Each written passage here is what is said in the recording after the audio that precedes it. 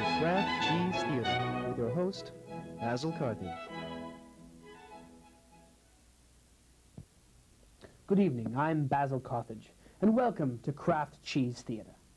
Tonight it is my honor, nay my privilege, to present to you one of the all-time greatest movies in the fantasy swords and sorcery genre, Mopar, alone against the 12 dread hyenas in the land of the dead. In 1972, a young angst-filled director, Jean-Claude Pierre Mallory, approached Trauma Studios with a script in one hand and a dream in the other. The script was Mopar, adapted from a critical essay by Sir William Blythe, Lupine Imagery in Medieval Folklore and Legend. The dream, to produce what he would consider to be one of the all-time greatest swords and sorcery movies. This movie, as he envisioned it, was to combine all the basic elements that make a fantasy movie what it is. It was to have action, adventure, romance, mystery, disembowelment, beheading, and lots of blood. When the movie had been finished, the heads at Trauma Studio decided that it needed re-editing, and unfortunately ruined the entire movie. Jean-Claude, who was completely angered by the entire process, moved to Yugoslavia and was never heard of again. The young, novice, but brilliant thespians who played in the movie went on to pursue different acting careers. Some, like myself, had quite brilliant careers, while others, like the actor who played Mopar in the movie, faded into obscurity.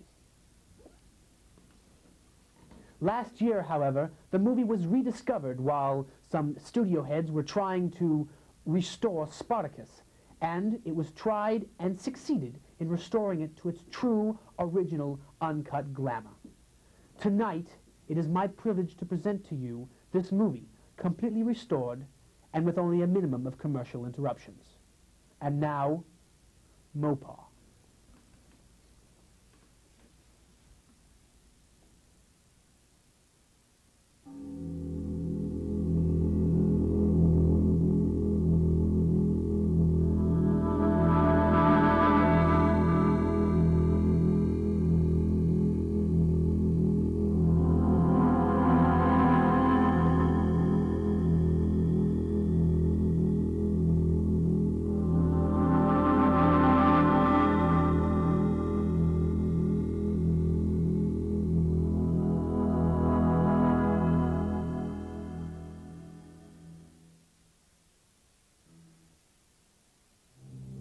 The fifth age of man. In the time before Atlantis rose from the churning seas, when dragons battled in the skies, the people suffered under a heavy hand. So it came that Vandor, son of Bolg, wrested the burning staff from the clutches of the demon Kraya in the summer of the year of the jackal. Bearing the staff, clad in the armor of his forefathers, he rode forth to do battle with the Maitok horde on the plains of Pith. Lady Fortune rode with the enemy, and so the fields ran red with the blood of the valiant. Vandor, having fallen off a bridge, was the only survivor. The staff, the last hope of the people, lay shattered beneath the iron heel of the lieutenant overlord. Hoping without hope, Vandor traveled to the mountain at the edge of the world to speak with the dwarf king Bazdan. On the advice of the diminutive monarch, Vandor sought out the elf lands within the silver forest of the Mistwood.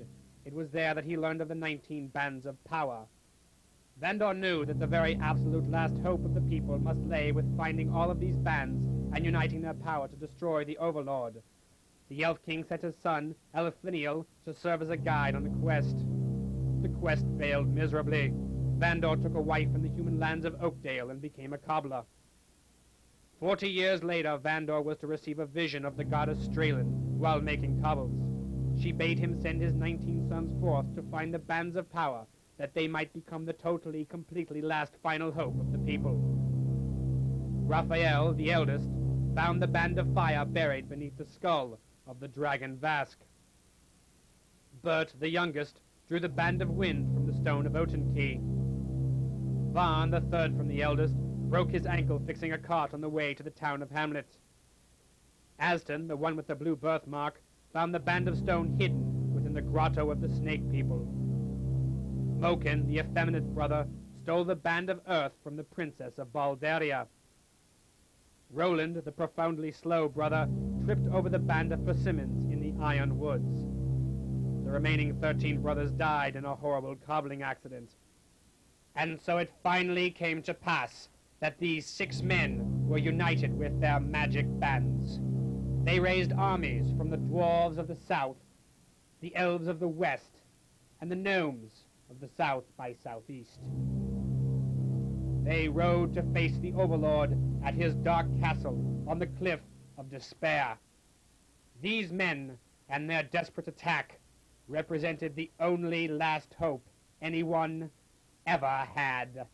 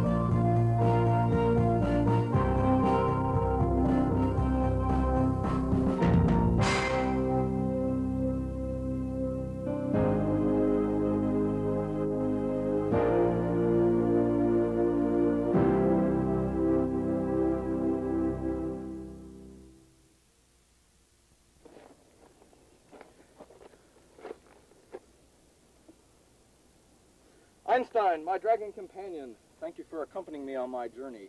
We're almost at the Hermit's Cave. Perhaps he can help me.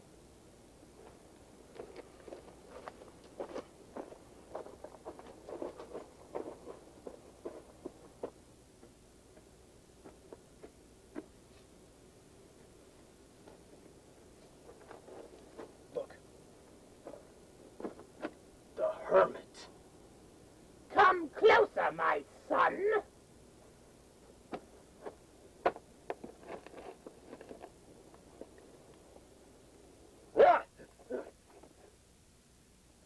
I have journeyed far.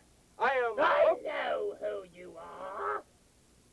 You are Mopar, fifth of 4 sons, keeper of the light, bearer of the truth, lover to Princess Juliana, the recently kidnapped. Yes, I know who you are. I may be blind, but I can still see. I have the prophecy. I can see into the future. I can see into the past. I know what you want. Yes, yes. I was walking with the princess in the woods, and I know it all. I may be blind, but I'm not stupid. Yes, I'm getting a mental image in my mind. I can see it all now.